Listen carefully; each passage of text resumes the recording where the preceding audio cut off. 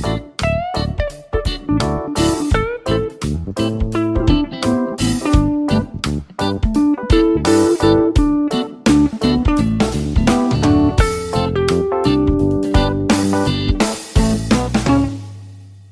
guys, எல்லாருக்கும் வணக்கம் and welcome back to our channel. Another day, another vlog. இன்னைக்கு நம்ம வீடியோல என்ன பார்க்க போறீங்க? இன்னைக்கு வந்துட்டு ஆஃபர்ஸ் இருக்கு and ஸ்கூலும் இருக்கு. சோ எல்லாத்துக்குமே மேனேஜ் பண்ணி இன்னைக்கு எப்படி வந்துட்டு ப்ரிப்பேர் பண்றேன்னு சொல்லிட்டு உங்களுக்கு இந்த வீடியோல ஷேர் பண்ணிருக்கேன். இன்னைக்கு லஞ்ச் பாக்ஸ்க்கு புதினா ரைஸ் தான் பிளான் பண்ணிருந்தேன். மின்ட் லீவ்ஸ் கொஞ்சம் இருந்ததனால இன்னைக்கு வந்துட்டு மின்ட் பிரியாணி மாதிரி பண்ணிடலாம்னு சொல்லிட்டு தான் ப்ரிப்பேர் பண்ணிட்டு இருந்தேன். சோ ஃபர்ஸ்ட் வந்துட்டு மின்ட் லீவ்ஸை நல்லா ஒரு 2 to 3 டைம்ஸ் வந்துட்டு நல்லா வாஷ் பண்ணிக்கோங்க. அந்த லீவ்ஸ்லாம் எடுத்துட்டு ஸோ நம்ம ஒரு தடவை வாஷ் பண்ணால் க்ளீனாக இருக்கிற மாதிரி இருக்கும். பட் வந்துட்டு 2 to 3 டைம்ஸ் வந்துட்டு நல்லா அதை வாட்டரில் வந்துட்டு டிப் பண்ணி வாஷ் பண்ணிவிட்டு அது கூட ஒரே ஒரு க்ரீன் சில்லி மட்டும் ஆட் பண்ணி கிரைண்ட் பண்ணி எடுத்து வச்சுக்கிட்டேன்.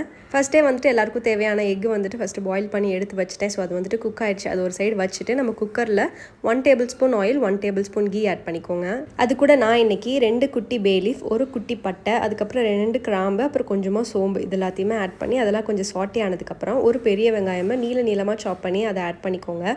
நீங்கள் வேணும்னா தக்காளி வந்துட்டு கிரைண்ட் பண்ணி ஆட் பண்ணலாம். நான் யூஸ்வல் மெத்தட் வந்துட்டு தக்காளி வந்துட்டு கிரைண்ட் பண்ணி தான் ஆட் பண்ணுவேன். சரி இன்னைக்கு வந்துட்டு கட் பண்ணி போட்டு பார்ப்போம் எப்படி டேஸ்ட் வருதுன்னு சொல்லிட்டு பார்த்தேன். ஒன்றும் பெருசாக டிஃப்ரென்ஸ் இல்லை. ஸோ நீங்கள் வேணும்னா வந்துட்டு கட் பண்ணியே ஆட் பண்ணிக்கலாம். அது கூட ஒரு 1/2 tablespoon ginger garlic paste add பண்ணியிருக்கேன். அது கூட நம்ம கிரைண்ட் பண்ணி வச்சிருந்த பேஸ்ட் வந்துட்டு நல்லா ஆட் பண்ணி உங்களுக்கு தேவைப்படுற அளவுக்கு garam masala, chilli powder, chicken masala, கொஞ்சமாக மஞ்சள் தூளுமே ஆட் பண்ணியிருக்கேன். ஸோ நம்ம பச்சை மிளகா வந்துட்டு கிரைண்ட் பண்ணி ஆட் பண்ணியிருக்கனால கொஞ்சம் வந்துட்டு காரம் நல்லாவே தெரியும். அதனால் அதை பார்த்து நீங்கள் வந்துட்டு ஆட் பண்ணிக்கோங்க. நான் எனக்கு 1 கிளாஸ் வந்துட்டு நார்மல் பொன்னி அரிசி எடுத்திருக்கேன். ஸோ அதை வந்துட்டு ஒரு 1/2 hour முன்னாடி சோக் பண்ணி வச்சுருந்ததை நல்லா ட்ரெயின் பண்ணி எடுத்துக்கிட்டேன். ஸோ இதுக்கு ஒரு ஃப்ளேவர் பார்த்தீங்கன்னா தேங்காய் பால் தான். ஸோ நான் இன்றைக்கி வந்துட்டு சும்மா ஒரு 4-5 ஸ்லைஸ் வந்துட்டு தேங்காய் வந்துட்டு நல்லா கிரைண்ட் பண்ணி அது வந்துட்டு நான் மெஷர்மெண்ட்டுக்கு எடுத்துக்கிட்டேன். எனக்கு எவ்வளோ வாட்டர் வேணுமோ அந்த மெஷர்மெண்ட்டுக்கு வந்துட்டு நான் அந்த தேங்காய் பாலையுமே ஆட் பண்ணி அப்படியே எடுத்து வச்சுக்கிட்டேன். ஸோ நான் 1 கிளாஸ் அரிசிக்கு வந்துட்டு ஒரு லோட்டை வந்துட்டு நான் வாட்டர் ஆட் பண்ணுவேன். ஸோ ஒரு 3 விசில் விட்டேன். சூப்பராக வந்துட்டு குக் ஆகி வந்துருந்துச்சு, நல்லா உதிரியாக.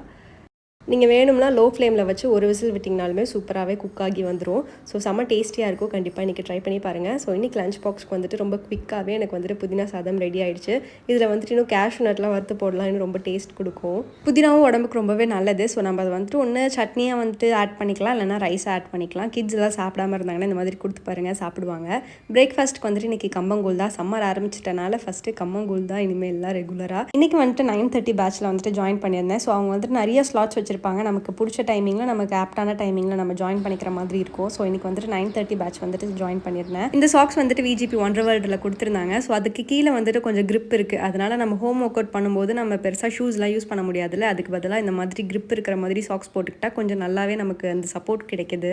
இன்றைக்கி அப்பர் பாடி ஒர்க் அவுட் நடந்துச்சு. ஸோ எல்லாமே முடிச்சுட்டு அதுக்கப்புறமா போய் ஃப்ரெஷ்ஷப் ஆகிட்டு வந்தாச்சு. அண்ட் இன்றைக்கி வந்துட்டு ஹேர் வாஷ் டே. ஸோ எப்பயுமே ஹேர் வாஷ் பண்ணதுக்கப்புறமா நம்ம வந்துட்டு ஹேரை நல்லா தட்டி விடக்கூடாது. அது வந்துட்டு நம்ம ஹேரை டேமேஜ் ஆகிடும். அது நிறைய பேத்துக்கு தெரியும். நம்ம நல்லா ஒரு மைக்ரோ ஃபைபர் கிளாத்தை வச்சு சும்மா டேப் பண்ணி விட்டாலே அது வந்துட்டு நல்லா ஏர் ட்ரை பண்ண விடுங்க. எனக்கும் வந்துட்டு இந்த மாதிரி தலை குளிச்சுட்டு வந்ததுக்கு அப்புறமா நான் ஒரு டவல் எடுத்து தட்டி விட்டால் தான் நல்லா சீக்கிரமாக வாட்டர் ட்ரைன் ஆகிற மாதிரி ஒரு ஃபீல் கிடைக்கும். சரி நானும் அதே மாதிரி பண்ணி ப்ராக்டிஸ் பண்ணிவிட்டு அதுக்கப்புறமா நிறைய டேமேஜ் ஆகிறத வந்துட்டு நல்லா நோட்டீஸ் பண்ணதுக்கப்புறமா தான் இப்போ வந்துட்டு சும்மா டேப் பண்ணி ட்ரை பண்ணிகிட்ருக்கேன். ஸோ இதுக்கு வந்துட்டு அதை விட கொஞ்சம் டைம் எடுக்கும். பட் வந்துட்டு உங்களுக்கு ரிசல்ட்ஸ் நல்லாயிருக்கும், ஹேர் பிரேக்கேஜ் ஆகாமல் இருக்கும். ஸோ நான் அதை அப்படியே வந்துட்டு ட்ரை பண்ணி விட்டுட்டு இன்றைக்கி மெரசல் படம் பார்த்தேன். ரொம்ப நாள் கழிச்சு என்னமோ இன்றைக்கி கனவுலலாம் மெரசல் படம் வந்துச்சு. அதனால் அப்படியே மெரசல் படம் பார்த்துட்டு கொஞ்சம் திங்ஸ்லாம் வந்துட்டு ஆர்டர் பண்ண வேண்டியது இருந்துச்சுன்னு சொல்லிட்டு சரின்னு ஜெப்டோவில் போட்டு விட்டேன். ரொம்ப நாளாக இந்த ரீயூசபிள் டிஷ்யூ வந்துட்டு பார்த்துட்டு இருந்தேன். ஸோ இது வந்துட்டு ஒரு ரீயூசபிள் டவல் மாதிரி இருக்கும். ஸோ நமக்கு வந்துட்டு வாஷ் பண்ணி யூஸ் பண்ணிக்கலாம்னு சொல்லிட்டு ஒரு நல்ல ஆஃபரில் இருந்ததுனால நான் சரின்னு சொல்லிட்டு ஆர்டர் போட்டிருந்தேன். அப்படியே சரி நாளைக்கு குக்கிங்க்கு வந்துட்டு ஆயிஸ்டர் மஷ்ரூமும் நார்மல் பட்டன் மஷ்ரூமும் கொஞ்சம் சிக்கனுமே ஆர்டர் பண்ணியிருந்தேன். சரி நாளைக்கு வந்துட்டு பிரியாணி கிரேவிங்ஸாக இருக்குது, குக் பண்ணலான்னு சொல்லிட்டு அப்புறம் அதெல்லாம் வந்ததுக்கப்புறமா எடுத்து அதை ஃப்ரிட்ஜில் வச்சுட்டு இன்றைக்கி வந்துட்டு டியூஸ்டேங்கிறதுனால சும்மா லைட்டாக சாமிக்கு வந்துட்டு விளக்கேற்றி கொஞ்சம் கும்பிட்டேன். நம்ம வீட்டில் வந்துட்டு சூப்பராக செம்பருத்தி பூ பூத்துருந்துச்சு. நான் மோஸ்ட்லி வந்துட்டு இந்த டியூஸ்டே, தேர்ஸ்டே, ஃப்ரைடே இந்த 3 நாளும் வந்துட்டு முடிஞ்ச வரைக்கும் டைம் இருக்கும்போது நான் வந்துட்டு சாமி கும்பிட்றதுக்கு ட்ரை பண்ணுவேன். அதுவுமே வந்துட்டு ஒரு ரொம்ப நல்ல ஹேபிட் தான் நம்ம ஃபாலோ பண்ணிக்கிறதுக்கு. ஸோ அந்த மாதிரி டைமில் வந்துட்டு எனக்கு கண்டிப்பாக வீட்டில் இருந்து செடியில் ஏதாச்சும் ஒரு பூவாச்சும் கிடச்சிரும். சரின்னு வந்துட்டு எனக்கு போய் அதுக்கு கடையில் வாங்குறதுக்குலாம் டைம் இருக்காத போது நான் வந்துட்டு இந்த மாதிரி வாங்கி வச்சுப்பேன். கண்டிப்பாக ஏதாச்சும் ஒரு ஃபெஸ்டிவல் அன்றைக்கி நிறைய பூ வாங்கி சாமிக்கு வைப்போம். பட் வந்துட்டு அதை பிளான் பண்ணாமல் இருக்கும்போது வந்துட்டு நான் வீட்டில் ஏதாச்சும் ஒரு பூ கண்டிப்பாக இருக்கும். அதனால் அதையே வச்சுப்பேன். இல்லைனா கீழேயுமே வந்துட்டு நிறைய பூச்செடிலாம் இருக்குது. அதனால் அப்படி போய் பறிச்சிட்டு வந்துடுவேன். ஸோ இதெல்லாம் முடிச்சுட்டு தான் வந்துட்டு இன்றைக்கி லஞ்ச் வந்துட்டு ஸ்டார்ட் பண்ணேன். ஸோ ஆல்ரெடி வந்துட்டு நமக்கு புதினா ரைஸ் வந்துட்டு லெஃப்ட் ஓவர் இருந்ததுனால நான் அதையே வச்சுட்டு அதுக்கு சைட் டிஷ்ஷாக வந்துட்டு 2 எக்கு போட்டுக்கிட்டேன். இப்படி டெய்லியுமே வந்துட்டு எனக்கு ஒரு 1/2 to 1 லிட்டர் வந்துட்டு தயிருமே தேவைப்படும். ஏன்னா நாங்கள் கூழ் நிறையா குடிப்போம். அதனால் கண்டிப்பாக ஒரு 1/2 லிட்டர் தயிர் வந்துட்டு எங்களுக்கு டெய்லியுமே நல்லாவே ஸ்பெண்ட் ஆகும்.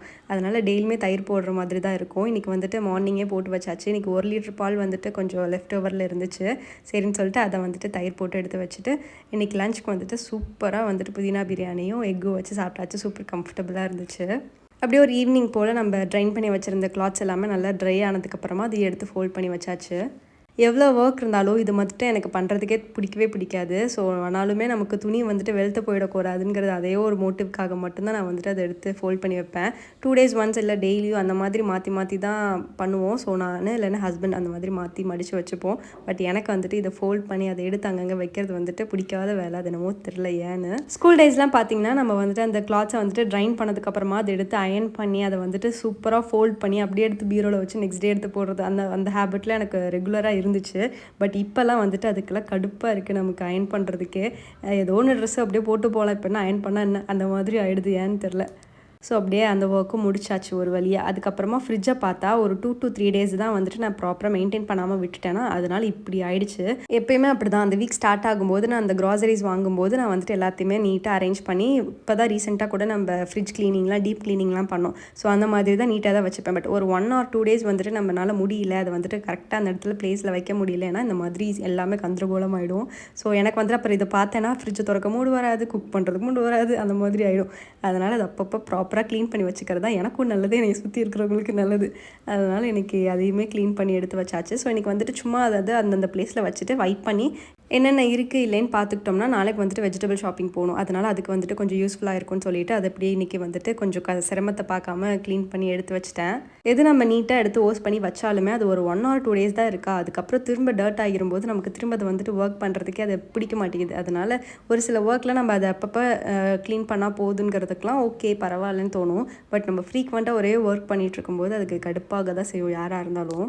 அது எனக்கு குட்டி குட்டியாக ஏதாச்சும் ஸ்டிக்கர்ஸ்லாம் வாங்கி தருவான். அவன் ஏதாச்சும் ஒரு சூப்பராக ஏதாச்சும் ஒர்க் பண்ணுறான், நாங்கள் சொல்கிற பேச்சை கேட்டினா அப்படின்லாங்கிற மாதிரி அவனை ஏமாற்றி ஸ்டிக்கர்ஸ்லாம் வாங்கி தருவான். அது அங்கங்கே எங்கேயாச்சும் ஒட்டி விட்டுருப்பான். இன்றைக்கி வந்துட்டு ஃப்ரிட்ஜில் அதை வந்துட்டு ஸ்டிக் பண்ணி வச்சுருந்தேன். அது கொஞ்சம் அங்கே டர்ட்டாக இருந்துச்சுன்னு சொல்லிட்டு அதை மேலே அப்படியே டெக்கார் பண்ணி ஒட்டி விட்டுட்டேன். அப்படியே ஃப்ரிட்ஜுக்கு வெளியுமே வைப் பண்ணி விட்டுட்டேன். நான் இப்போ தான் வந்துட்டு ஃபர்ஸ்ட் டைம் அந்த டிஷ்யூ டவல் வந்துட்டு யூஸ் பண்ணிகிட்டு இருந்தேன். ஸோ ரொம்ப நல்லாவே இருக்குது, ரொம்ப ஹேண்ட் ஃப்ரெண்ட்லியாக இருக்குது. ஒரு சில டைமில் நம்ம என்ன தான் க்ளீன் பண்ணாலும் அந்த மைக்ரோஃபைபர் கிளாத்லேருந்து கொஞ்சம் டஸ்ட் வந்துட்டு அப்படியே ஸ்டிக் ஆகிற மாதிரி இருக்கும். நம்ம அதனால் டிஷ்யூ யூஸ் பண்ணுவோம். டிஷ்யூ வந்துட்டு ஒரு தடவை நிறைய தேவைப்படும். அதுக்கு பதிலாக இந்த மாதிரி ரீயூசபிள் டவல்ஸ் வாங்கி வச்சுக்கிட்டோம்னா இன்னும் கொஞ்சம் யூஸ்ஃபுல்லாக இருக்கும். அது நினச்சி தான் நான் வாங்கி வச்சுருக்கிறேன். அப்படி ஈவினிங் போல் அது எனக்கு கீழே விளையாட கூட்டிகிட்டு போயிருந்தேன். இந்த சம்மரில் வந்துட்டு கொஞ்சம் நேரம் கூட இருக்க முடியல. ஒரு 1/2 hourலேயே பயங்கரமாக வேத்துருது, டல்லாகிடுறோம், டயர்ட் ஆகிடுறோம். ஸோ அதே வந்துட்டு அந்த ஸ்வெட்டிங்கே நமக்கு பயங்கரமாக வந்துட்டு டயர்ட் கொடுக்குது. பட் எப்படியோ கொஞ்சம் மேனேஜ் பண்ணி இனிமேல் லீவ் வேறு வரப்போகுது, என்ன தான் பண்ண போகிறேன்னு தெரில இந்த சம்மரில்.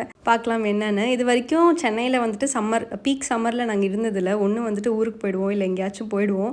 ஸோ இந்த தடவை இங்கே தான் இருக்கிற மாதிரி இருக்கும்னு நினைக்கிறேன். பார்க்கலாம் என்னென்னு. அப்புறம் அப்படியே வீட்டுக்கு வந்தோம்னா ஒரு 1 week முன்னாடி க்ளே வாங்கியிருந்திருப்போம். அதை வந்துட்டு எல்லாத்தையும் மிக்ஸ் பண்ணி அதை அப்படியே வந்துட்டு பெட்டில் வச்சு அதை வந்துட்டு ட்ரை ஆகி வேஸ்ட்டாக போயிடுச்சு ஒரு 1-2. அப்புறம் என்ன பண்ணுறது, சொன்னாலும் கேட்க மாட்டேங்கிறான். ஸோ அதனால் அது அப்படியே வேஸ்ட்டாக போயிடுச்சு, த்ரோ பண்ணியாச்சு.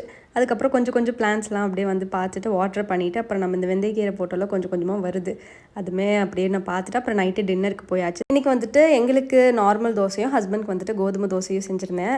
ஸோ கோதுமை தோசைக்கு வந்துட்டு ஒரு சூப்பரான குழம்புமே செஞ்சுருந்தேன். அதோட ரெசிபி உங்களுக்கு நான் ஷேர் பண்ணுறேன். எனக்கு வந்துட்டு கோதுமை தோசையை விட ஒரு 2 முட்டை தோசை சாப்பிட்டேன்னா ரொம்ப ஃபில்லிங்காக இருக்கும்.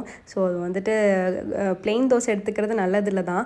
பட் வந்துட்டு கொஞ்சம் ஃபில்லிங்காக இருக்கணும் அப்படின்னா எனக்கு வந்துட்டு கொஞ்சம் எக் தோசை, அது ஒயிட் தோசை தான் வந்துட்டு செட் ஆகும். அது எனக்கும் ஃபீட் பண்ணிவிட்டு அப்புறம் நானுமே 2 தோசை சாப்பிட்டு அந்த குழம்புமே ப்ரிப்பேர் பண்ண ஆரம்பிச்சிட்டேன். இந்த குழம்பு வந்துட்டு நான் இன்னொரு மெத்தடுமே உங்களுக்கு நான் ஷேர் பண்ணியிருப்பேன் என்னோட பழைய வீடியோஸில். ஸோ அது இல்லாமல் இது வந்துட்டு இன்னொரு மெத்தட். ஸோ அதில் வந்துட்டு நான் பூண்டு அதுக்கப்புறம் கடலை மாவை வந்துட்டு ஆட் பண்ணுவேன். இதில் வந்துட்டு பொட்டுக்கடலையை கிரைண்ட் பண்ணி ஆட் பண்ணியிருக்கேன், அவ்வளோதான் டிஃப்ரென்ஸ். ஸோ இதுக்கு வந்துட்டு குட்டி குட்டியாக சாப் பண்ண ஒரு பெரிய வெங்காயம் வேணும்.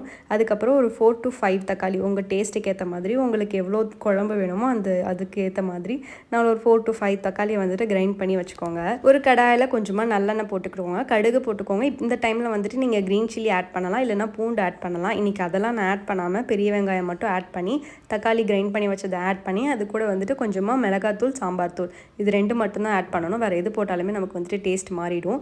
ஸோ இது எல்லாத்தையும் போட்டு நல்லா வந்துட்டு நம்ம சாட்டே பண்ணணும். நிறைய எவ்வளோ தண்ணி வேணுமோ அந்தளவுக்கு தண்ணி போட்டு அதை வந்துட்டு நல்லா கொதிக்க விடணும். அதனால் கொதித்து கொஞ்சமாக எண்ணெய் வந்துட்டு செப்பரேட் ஆகி வரும்போது ஒரு 1/2 டேபிள் ஸ்பூன் கடலை மாவு வந்துட்டு கிரைண்ட் பண்ணி அதை வந்துட்டு கொஞ்சமாக வாட்டர் போட்டு நல்லா ஒரு திக்கான பேஸ்ட் மாதிரி ஆட் பண்ணிக்கோங்க. இது வந்துட்டு அந்த குழம்புக்கு ஒரு திக்னஸ் மட்டும் இல்லாமல் ஒரு டிஃப்ரெண்ட் ஃப்ளேவர் கொடுக்கும். நீங்கள் நார்மலாக அந்த குழம்பு சாப்பிட்டுக்கிறதுக்கு இந்த பேஸ்ட் ஆட் பண்ணதுக்கப்புறமாவும் ஃப்ளேவர் வந்துட்டு உங்களுக்கு நல்லாவே டிஃப்ரென்ஸ் தெரியும். ஸோ இந்த மாதிரி ட்ரை பண்ணி பாருங்கள். கடைசியில் வந்துட்டு நம்ம கொஞ்சமாக கருவேப்பிலை, கொத்தமல்லி போட்டால் வந்துட்டு அது ஓவர். ஸோ கொஞ்சம் ஆயிலுமே வந்துட்டு ரீஃபில் பண்ண வேண்டியது இருந்துச்சு. அதுவுமே நல்லா வாஷ் பண்ணி எடுத்து வச்சுட்டு ஆயிலுமே வந்துட்டு ரீஃபில் பண்ணி வச்சாச்சு. இந்த ஸ்ப்ரே பாட்டில் வந்துட்டு நமக்கு ஆயில் வந்துட்டு கரெக்டாக கொஞ்சமாக யூஸ் பண்ணுறதுக்கு நல்லாவே யூஸ் ஆகும். நான் இப்போ வந்துட்டு நார்மலாக அதை ஓப்பன் பண்ணி அப்படியே ஊற்றுறதுக்கும் இது ஸ்ப்ரே பண்ணுறதுக்கும் நல்லா டிஃப்ரென்ஸ் தெரியுது. ஸோ இது வந்துட்டு கொஞ்சம் ஈவனாக இருக்கும்போது நமக்கு கொஞ்சம் ஆயில் கன்சியூம் பண்ணுறதுமே ரொம்ப கண்ட்ரோல் ஆகுது. ஸோ இது வந்துட்டு ஒரு சூப்பரான பை தான். ஆல்ரெடி ஒரு ஹால் வந்துட்டு நான் போட்டிருப்பேன். அதில் வந்துட்டு இதோட லிங்க் இருக்கும். உங்களுக்கு வேணும்னா நான் கீழே கொடுக்குறேன், செக் பண்ணி பாருங்கள். ஸோ கோதுமை தோசைக்கும் நார்மல் தோசைக்கும் இது வந்துட்டு ரொம்பவே சூப்பராக இருக்கும். கண்டிப்பாக ட்ரை பண்ணி பாருங்கள். ஸோ அவ்வளோதான் கைஸ் இன்னைக்கோட வீடியோ. உங்க எல்லாரும் இன்னொரு இன்ட்ரெஸ்டிங்கான சூப்பரான வீடியோவில் மீட் பண்ணுறேன். தேங்க்ஸ் ஃபார் வாட்சிங். Bye bye.